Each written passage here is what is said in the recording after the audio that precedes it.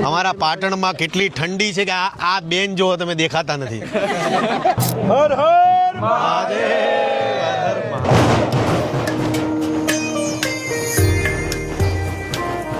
ભારતમાં પહેલી વખત માં સરસ્વતી નદીની પરિક્રમા થવા જઈ રહી છે. આપણે નર્મદાની પરિક્રમા વિશે સાંભળ્યું છે, આપણે જૂનાગઢની ગિરનારની લીલી પરિક્રમા વિશે સાંભળ્યું છે, પણ પહેલી વખત આ વસંત પંચમી છે આજે, અને આજના દિવસે 23 તારીખે આજના દિવસે માં સરસ્વતીની પરિક્રમા થવા જઈ રહી છે. અને આજે બધા સાધુ સંતોએ ખૂબ સરસ મજાની પરિક્રમા કરી.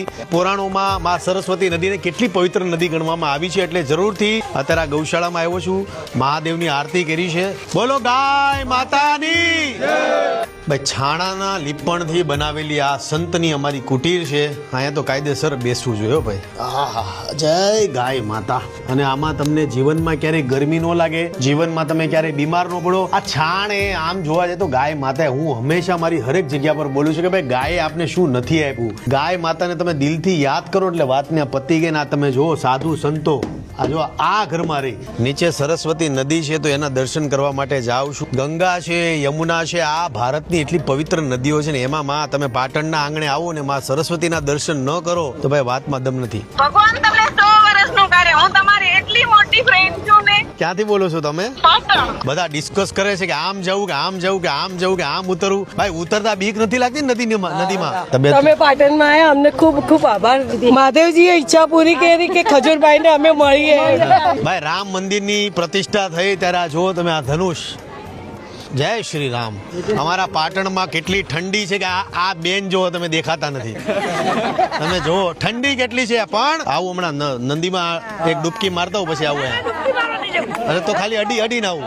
જોયું કેટલું મારું પાટણની માવડિયું મારું કેટલું ધ્યાન રાખે કે ભાઈ ડૂબકી મારતાની ઠંડી બહુ છે. ખોટું નથી કહેતો. આ તો મને બધી માતાજી અહીંની પાટણની બધી માવડીઓએ ના પાડી, નકર હું ડૂબકી મારવાનો હતો તમારી જાણ ખાતર.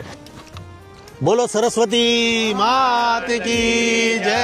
સમસ્ત પાટણવાસીઓને કહું છું કે દર વર્ષે આનંદેશ્વર મહાદેવથી આ પ્રદક્ષિણા આમ તો પરિક્રમા માં સરસ્વતીની ચાલુ થાય છે એવરી ટાઈમ. હું આજે ફરી પાછું કહીશ કે આ પહેલી વખત ભારતના ઇતિહાસમાં પાટણમાં પહેલી વખત માં સરસ્વતીની પરિક્રમા થઈ રહી છે. અને ખાસ તમામ લોકોને કહું છું કે આખા ભારતમાંથી 500 થી પણ વધારે સાધુ સંતો આવ્યા છે અને આવતા વર્ષે બધાએ એવી પહેલ કરી છે. હું પોતે કહું છું કે આવતા વર્ષે 5 દિવસની મિનિમમ પરિક્રમા થાય તો હરેક ગુજરાતીઓ છે આનો લાવો લઈ શકે. દર વર્ષે હું આવતા વર્ષે પણ આપણે મળીએ છીએ વસંત પંચમીના દિવસે. બોલો સરસ્વતી.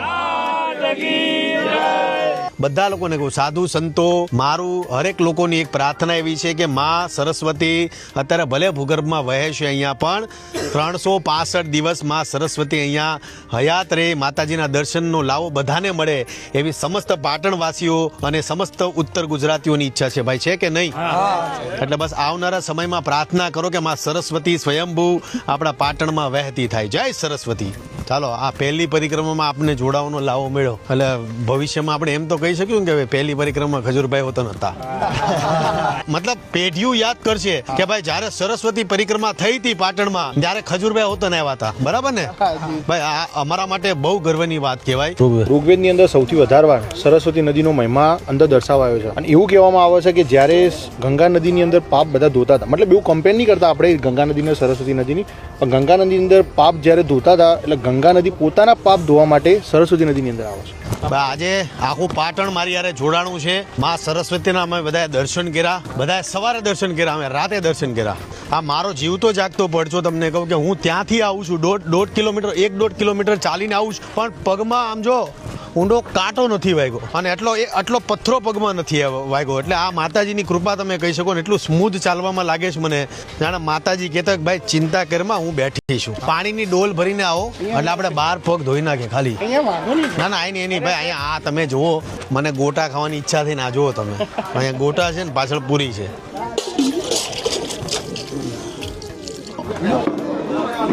કેમ છો બેનો? મજામાં? થાયકા નહીં તમે?